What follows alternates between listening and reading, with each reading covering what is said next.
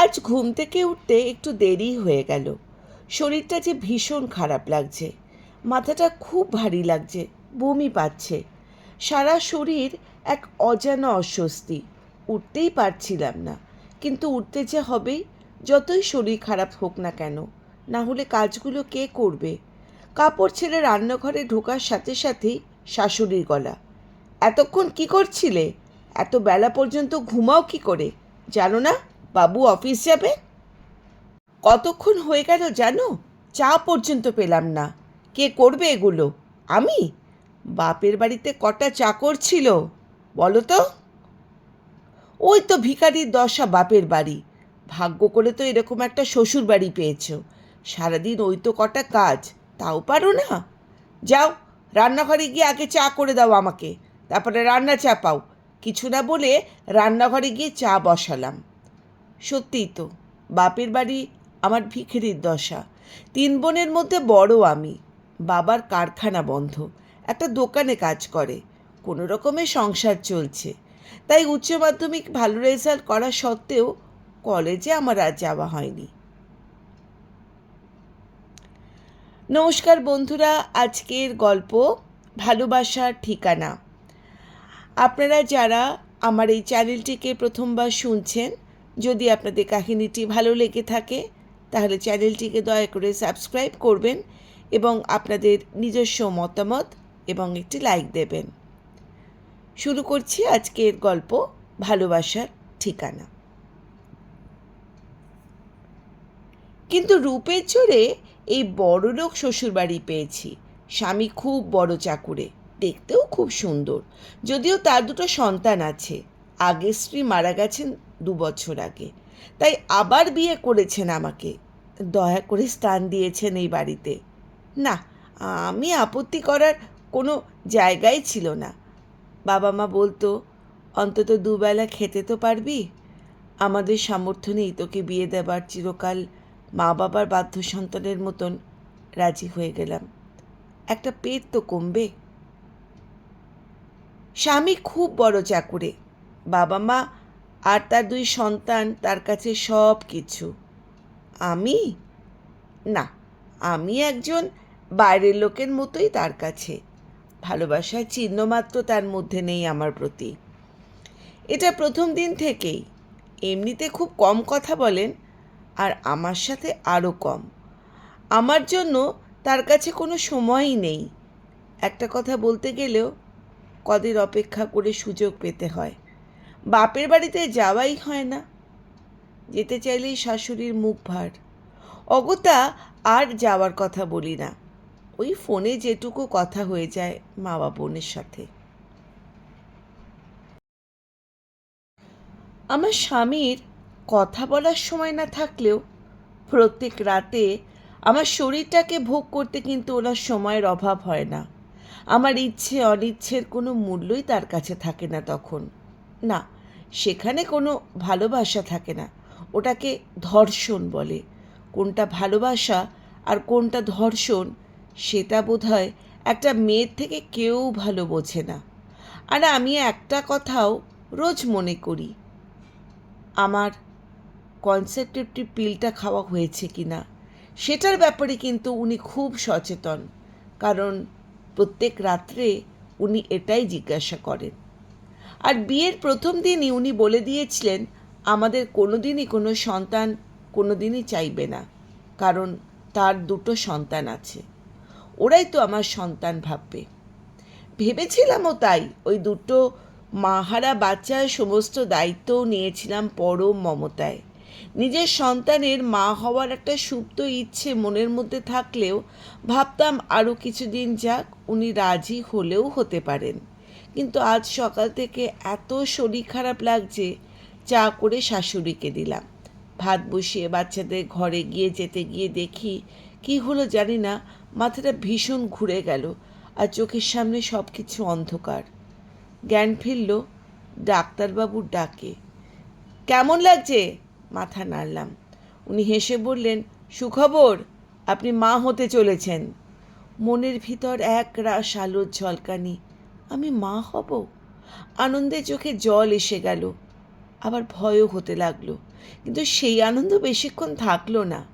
ডাক্তারবাবু চলে গেলে আমার স্বামী ঘরে এসে ঠাস করে আমার একটা গালে চড় কষিয়ে প্রচণ্ড রাগে বলতে লাগলো, প্রথম দিনই তোমাকে বলেছিলাম না আমার আর সন্তান চাই না, দুটো বাচ্চা আমার আছে, ওদের নিয়েই থাকবে, ট্যাবলেট কেন খাওনি? এই বাচ্চা আমি চাই না, তোমাকে অ্যাবর্শন করতে হবে। আমি ওদের নিয়েই তো ছিলাম, ট্যাবলেট খাবার ভুলে এটা হয়েছে, ইচ্ছে করে ভুল তো আমি করিনি, কিন্তু হয়তো কোনো দিন ভুল হয়ে গেছে, তাই বলে অ্যাবর্শন, নিজের সন্তানকে হত্যা। অনেক কাকুতি মিনতি করলাম, শাশুড়িকেও বললাম, কিন্তু মা ছেলের একমত, আর কোনো বাচ্চা দরকার নেই তাদের, কথা না শুনলে বাড়ি থেকে বের করে দেবেন। দুদিন এরকমভাবেই চলল, কোনো পথই খুঁজে পাচ্ছিলাম না, কিন্তু একটা বিষয় আমি ভেবে নিয়েছিলাম, যাই হয়ে যাক আমি কিন্তু আর বাচ্চা কিছুতেই নষ্ট করব না। মা হয়ে নিজের বাচ্চাকে মেরে ফেলবো? কিছুতেই না। নিজের কাছে নিজেই প্রতিজ্ঞা করলাম, প্রয়োজন হলে নিজের সন্তানের জন্য বাড়ি ছাড়বো, তারপর যা থাকে কপালে দেখা যাবে।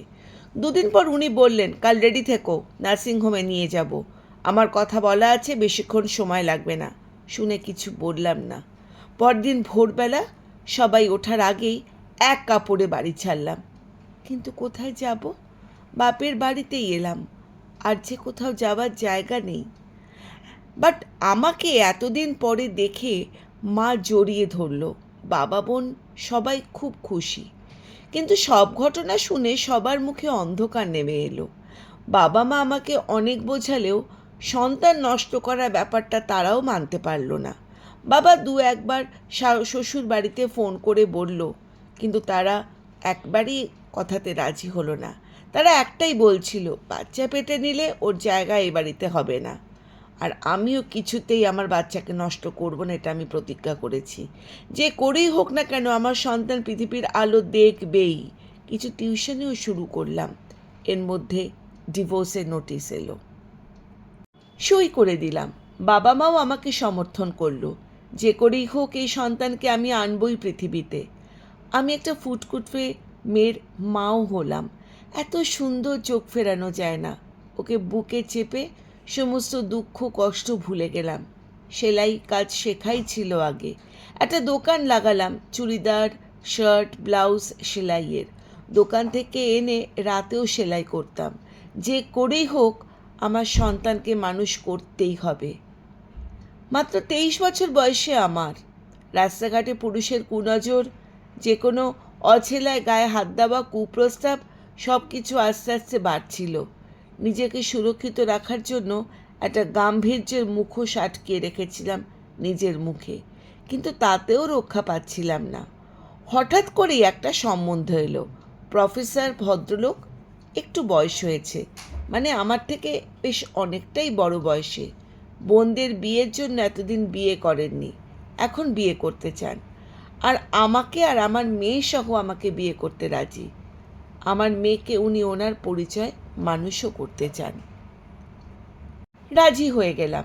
এবার নিজের ইচ্ছেই রেজিস্ট্রি করে বিয়ে হলো আমাদের। আমাদের মেয়েকে উনি গ্রহণ করলেন আইন অনুযায়ী। বিয়ে করে আমাকে আর মেয়েকে উনি ওনার নিজের বাড়িতে নিয়ে গেলেন।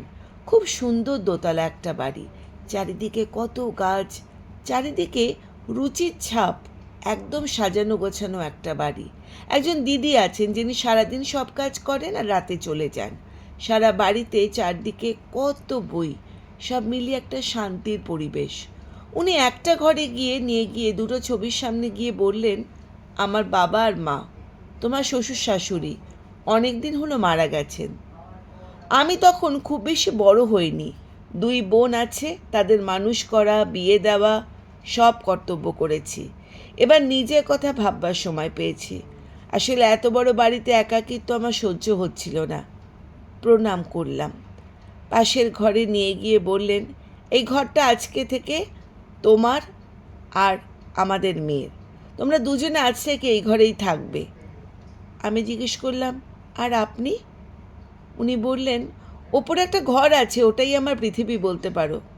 ওটাই আমার ঘর, আমি ওখানেই থাকি, ওখানেই থাকবো। আমি অবাক হয়ে যাওয়ায় মুখ দেখে উনি একটু হাসলেন। বললেন, তুমি নিশ্চয়ই ভাবছো স্বামী হওয়া সত্ত্বেও কেন আলাদা থাকার ব্যবস্থা করেছি, তাই তো?